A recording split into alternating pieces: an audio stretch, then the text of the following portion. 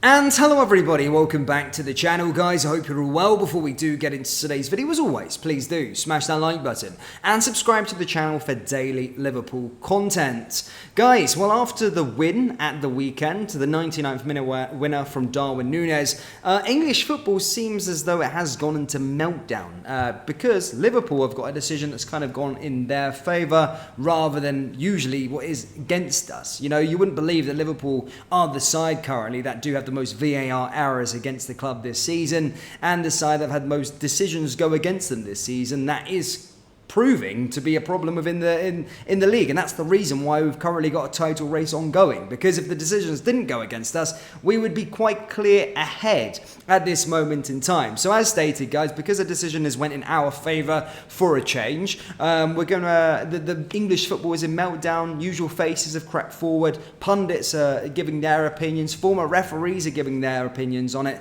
and for it change actually, Gary Neville has actually kind of stood up for us and shares the same opinion as me. So we're going to discuss all of this, but let's have a little look at some of the quotes said over the fallout from the weekend. So starting with Alan Shearer. Yes, Alan Shearer has firstly criticised referee Paul Tierney for his role in Darwin Núñez's dramatic winner.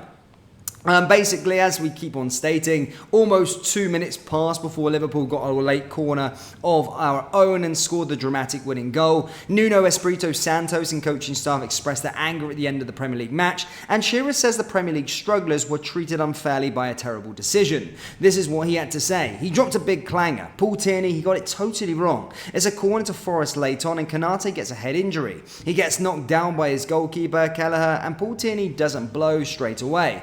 Hudson-Odoi has the ball, and then the referee blows because it's a head injury. He blows when Forest have the ball. What it does do is then gives the ball unchallenged, and the goalkeeper, which is totally wrong, and should be Forest unchallenged drop ball out on the wing where the ball was stopped. That's who touched it last. I get the point of the goal being 1 minute and 50 seconds later, the point is valid, but if you drop it where Forest should have had it, everything changes. Liverpool don't get the corner and the goal doesn't happen. As I keep saying, my freaking verdict of this is that the final few minutes at the City ground were frantic and ultimately could have been a huge bearing on what happens with both sides at the end of the season. The decision to give the uncontested possession back to Liverpool did seem slightly strange, but there was another 2 minutes from that until Núñez scored, and Forest did have the opportunities to clear its lines. Again, I don't disagree with that decision. Yes, it should have gone to Forest, but it was 2 minutes later. 2 minutes later after that situation, and Liverpool could have been in that position anyway, and they were time wasting throughout the match anyway, so it's not like they were right there to get a point or whatever it was. No chance. They were time wasting and they were just pushing it forward anyway, so it's not a problem with regards to that. Yes, the decision is crazy, but 2 minutes later, I don't think it's as a clanger as everyone's kind of making it out to be. And as I said, it's not just Alan Shearer. Mike Dean's been down there as well, saying it's an absolute disgrace as well, and a monumental decision. And actually, as I stated, guys, Gary Neville has actually came out and said something else. He said, I saw Mike Dean's interview before the game today, where he described it as a monumental error. I watched it, and there's no doubt that the Nottingham Forest player is just in possession, and they should have gave the ball back. But the goal came after a minute and 50 seconds after. I mean, 2 minutes in football is an absolute age. The idea it's a monumental error because it was a decision based on getting the law wrong, I get it's a mistake, but I get the feeling now we're making what I think would be a run-of-the-mill error, something you see in a regular season, being described as a massive thing. The owner on the side of the pitch, Mark Clattenburg's nonsense. I can't have that. I can't buy into it all. I feel we were just pushing the boundaries and inciting not only more hate to referees, but it could come quite dangerous. We have some referees attacked in the last 2 years. You can't complain about refereeing decisions. That was 2 minutes after. It was 5 or 10 seconds you'd be fuming. But 2 minutes later, come on.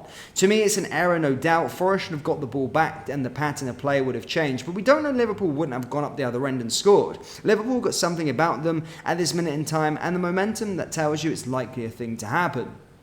So as I stated, guys, I rarely agree with Gary Neville, and to be honest, he never really comes to our defence in general. But to talk about this situation, yes, I agree. Yes, it was. It should have went to Forest. I'm sitting there and saying it was.